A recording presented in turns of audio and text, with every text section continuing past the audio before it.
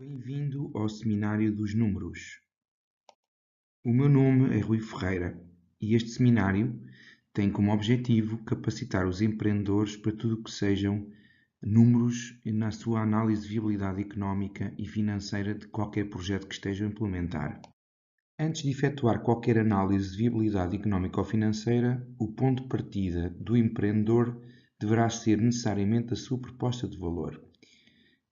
Ou, dentro desta proposta de valor, as bases para a operacionalização do negócio, nomeadamente o conjunto de recursos humanos e técnicos que são necessários para desenvolver o projeto e as atividades-chave que o empreendedor definiu para a sua futura implementação. Além disso, serão necessários orçamentos que fundamentem tudo o que são o conjunto de gastos que irão ser necessários incorrer ao longo dos diversos exercícios futuros do projeto, como também investimento necessário para o seu arranque e implementação. Isto dará origem àquilo que nós chamamos a modelização do negócio. E essa modelização do negócio é o que nós vamos abordar de seguida pelo conjunto de passos necessários para que os empreendedores consigam estruturar tudo o que são os números do seu negócio e a sua análise posterior. Deveremos ter presentes alguns conceitos básicos para iniciar essa modelização do negócio. No fundo, explicar que o ciclo de investimento de qualquer negócio é um ciclo típico de médio e longo prazo, que inicia com o desenvolvimento ou o investimento no negócio, naquilo que é o conjunto de ativos tangíveis e intangíveis que o negócio necessita para arranque e termina com a amortização desse investimento ao longo da vida útil do negócio. Além disso, consideremos também os ciclos de financiamento e este separado em aquilo que é a perspectiva de financiamento de médio e longo prazo, por exemplo, um empréstimo bancário a mais de 3 anos, ou, por exemplo, aquilo que é o financiamento de curto prazo, necessariamente associado ao ciclo de exploração da empresa futura e que necessariamente estará associada à gestão de tesouraria. Outra questão importante é aquilo que é o ciclo de exploração. E o ciclo de exploração está intimamente relacionado com o ciclo real do próprio projeto. No fundo, aquilo que inicia com o input, a transformação e o output daquilo que é o valor acrescentado do próprio negócio. Neste ciclo de exploração podemos distinguir dois tipos de subciclos, o ciclo económico de exploração e o ciclo financeiro de exploração. O ciclo económico de exploração está relacionado com o conceito de lucro, determinado entre a diferença entre rendimentos e gastos.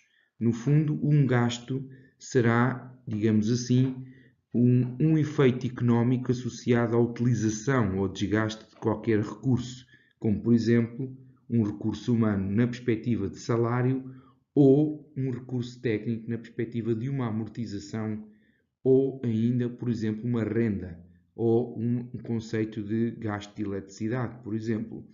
O conceito de rendimento está associado, por exemplo, às vendas ou prestações de serviço. O ciclo financeiro de exploração, por seu turno, distingue-nos aquilo que são os recebimentos e pagamentos, cuja diferença fundamental está associada ao cash flow, e aquilo que são as despesas e receitas, muito orientadas para a perspectiva contabilística, digamos assim, da gestão financeira da empresa. Portanto, no fundo, faturas que têm subjacentes obrigações e direitos de pagamento ou recebimento de qualquer cash flow futuro.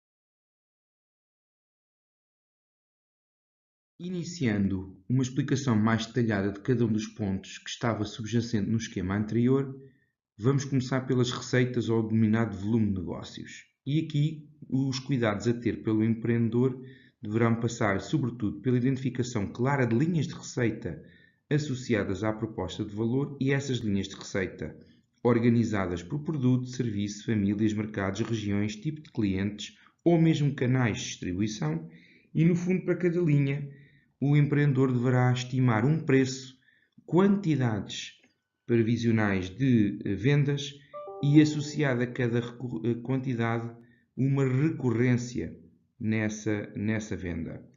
Esta é a fórmula mágica que o empreendedor deverá ter ao fazer estimativa de vendas futuras.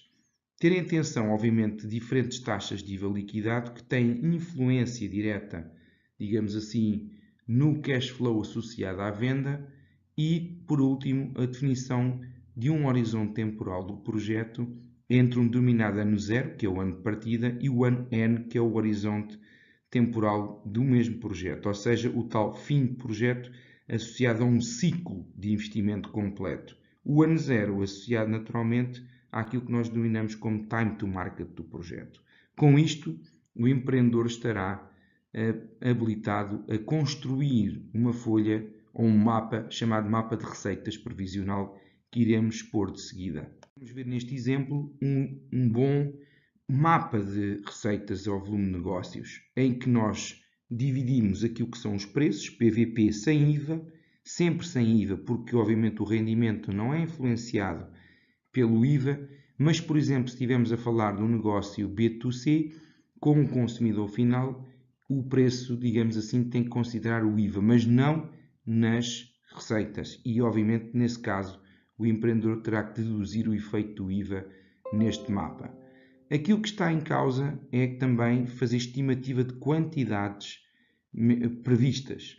E, no fundo, neste exemplo que nós temos aqui, podemos identificar quantidades médias mensais de venda por vários tipos de produtos ou serviços que depois são replicadas pelo número de meses de atividade no primeiro ano, o que dá origem, obviamente, ao mapa completo de vendas. O crescimento de ano para ano, obviamente, deverá ser um crescimento sustentável.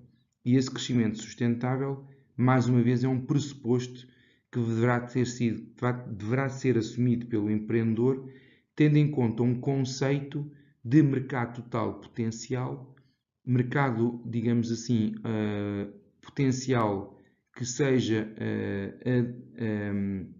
obtível por parte do empreendedor e a cota de mercado objetivo nesse mercado.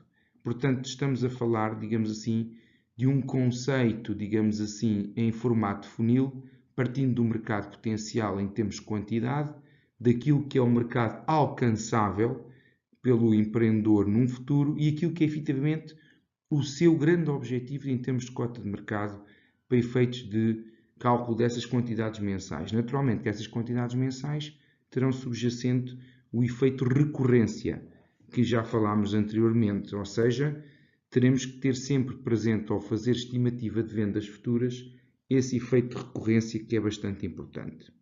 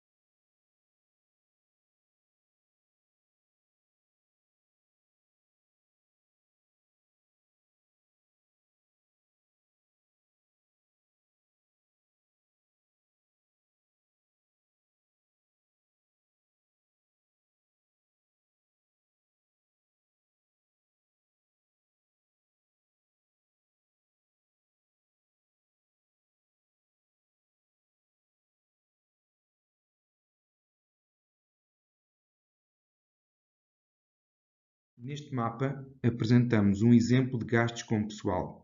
Aqui podemos ver a componente quantitativa do pessoal, no fundo organizado por tipologias de departamentos.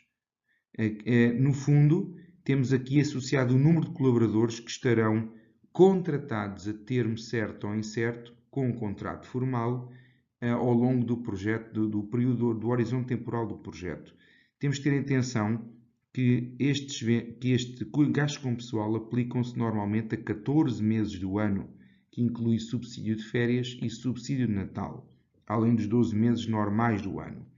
Normalmente, nos gastos com pessoal também podemos considerar outros gastos, como por exemplo os subsídios de alimentação, que têm, digamos assim, um teto máximo dedutível fiscalmente.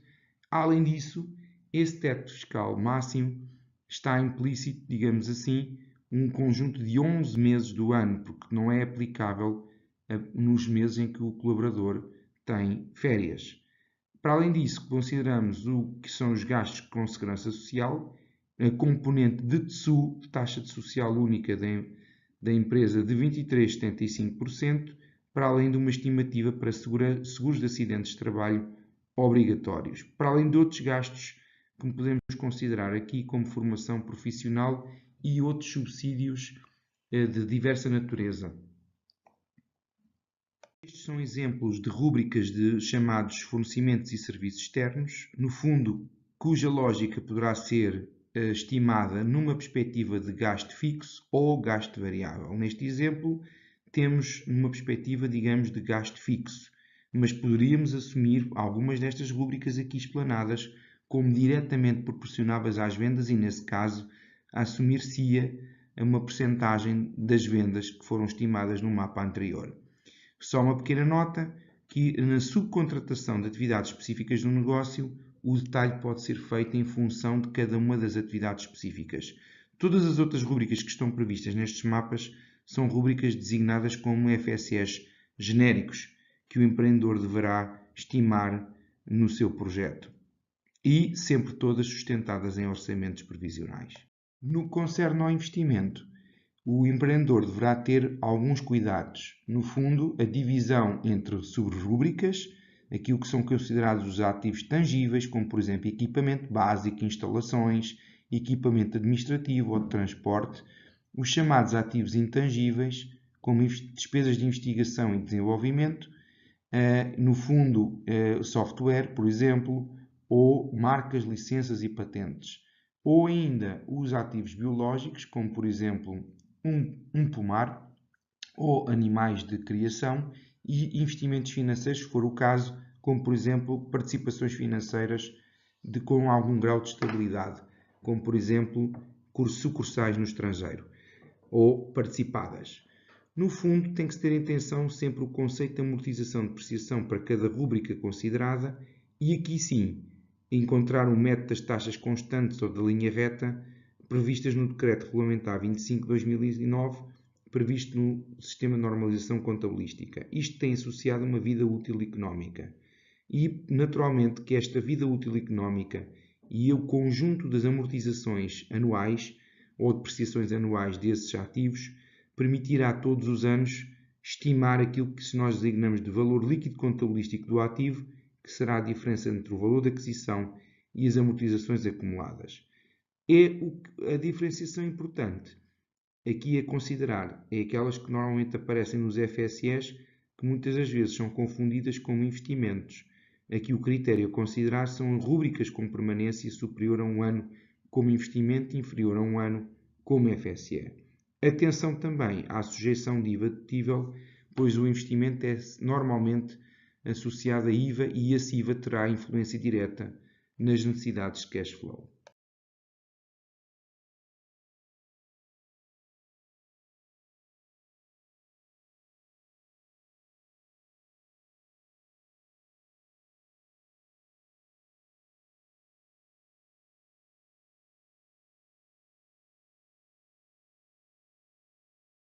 No conceito no que concerne ao conceito de fundo de maneio necessário, convém que o empreendedor distinga aquilo que são os conceitos de necessidades financeiras e recursos financeiros. Todos eles são conceitos associados àquilo que é o ciclo financeiro de exploração.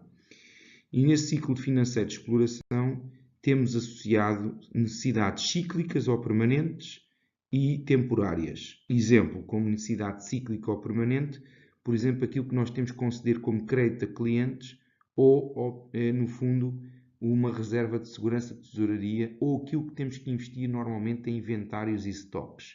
Como temporárias, podemos ter, por exemplo, uma necessidade associada a um devedor que não é de exploração, por exemplo, que é um devedor temporário, por exemplo, de um sócio, um valor de saldo de sócio.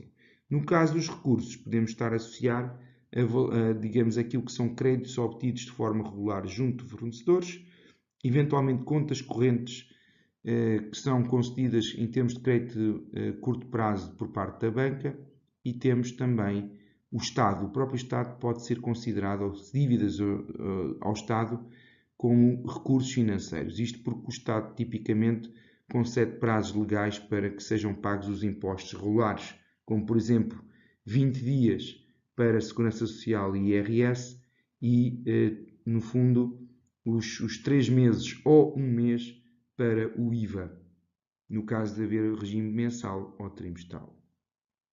Temos neste caso um exemplo do mapa de fundo de maneio necessário, onde existem aqui um conjunto de pressupostos que o investidor, que o promotor terá que assumir, nomeadamente ao nível dos prazos médios de pagamento, de recebimento, de grau de permanência média de stocks e também definição de reserva mínima de segurança de tesouraria. No fundo, o que é que este mapa determina? Determina necessidades ou recursos de fundo de maneio. E o investimento de ano para ano é que determina o montante de cash flow que o empreendedor terá que estimar alocar à atividade com um grau de permanência todos os anos. E, portanto, isto é determinante para estimar o investimento total, que não é só de investimento associado a ativos tangíveis e intangíveis, mas também deverá ser considerado este montante de necessidades de fundo de maneio.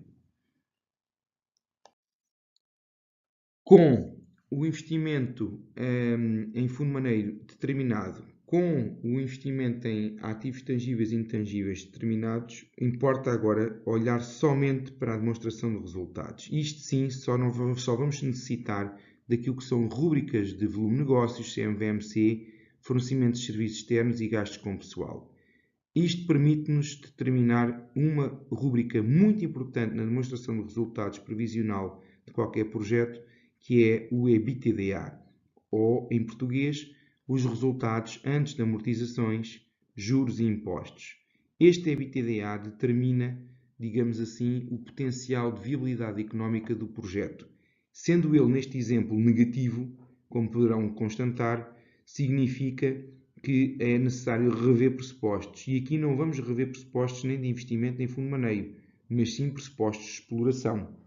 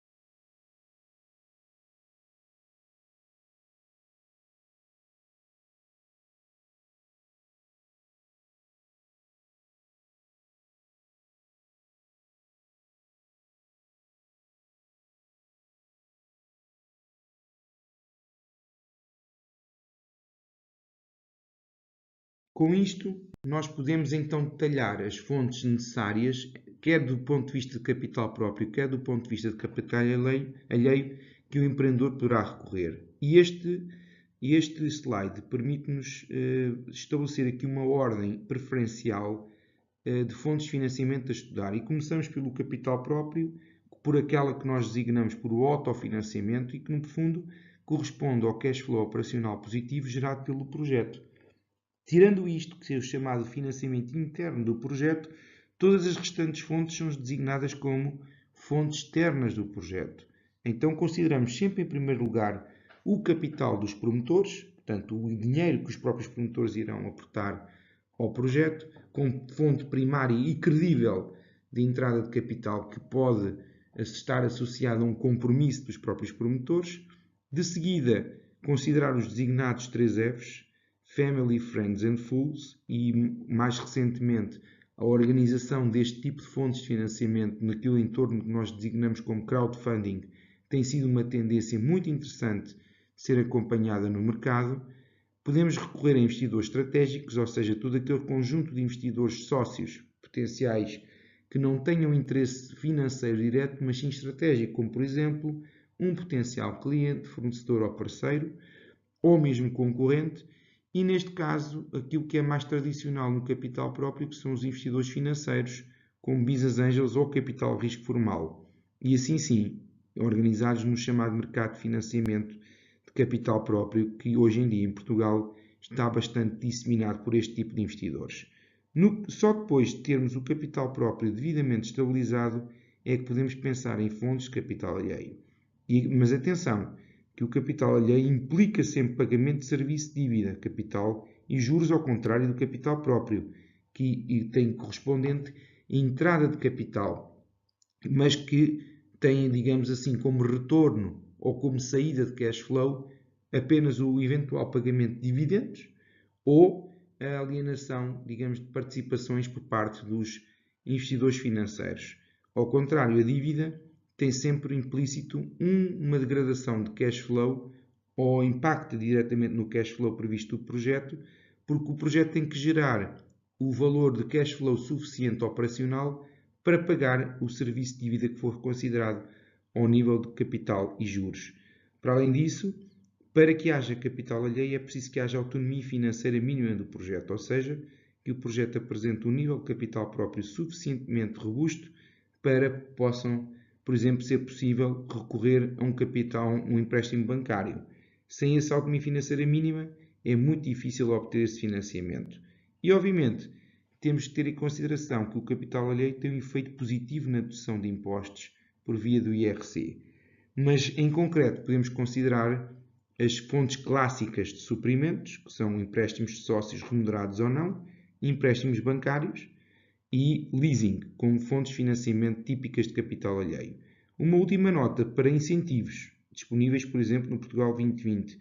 Estes podem assumir a forma de reembolsáveis ou fundo perdido, mas como estão aqui a vermelho, nunca devem ser considerados como fontes autónomas dos projetos. Porquê? Porque, como o próprio nome indica, tratam-se de incentivos e que não é certa a sua angariação por parte dos empreendedores, porque estão sempre sujeitos a concursos, estão sempre sujeitos a análise de organismos gestores e a uma boa execução do projeto. Portanto, nós nunca devemos contar com eles para efeitos de fontes de financiamento a estudar, mas sim considerá-las como o chamado upside do projeto e sendo só consideráveis quando temos as restantes fontes de financiamento devidamente asseguradas.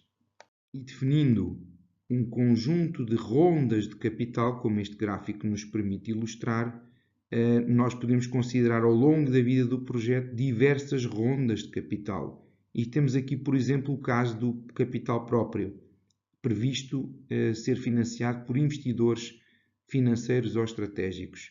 Por exemplo, numa primeira ronda podemos considerar os próprios empreendedores, os tais Family, Friends and Fools, Business Angels, e só depois nas segundas ou terceiras rondas poderemos considerar outro tipo de fontes de financiamento quando existe uma maturidade maior do projeto e uma geração de cash flow mais estável que permita exatamente o reembolso dessa dívida.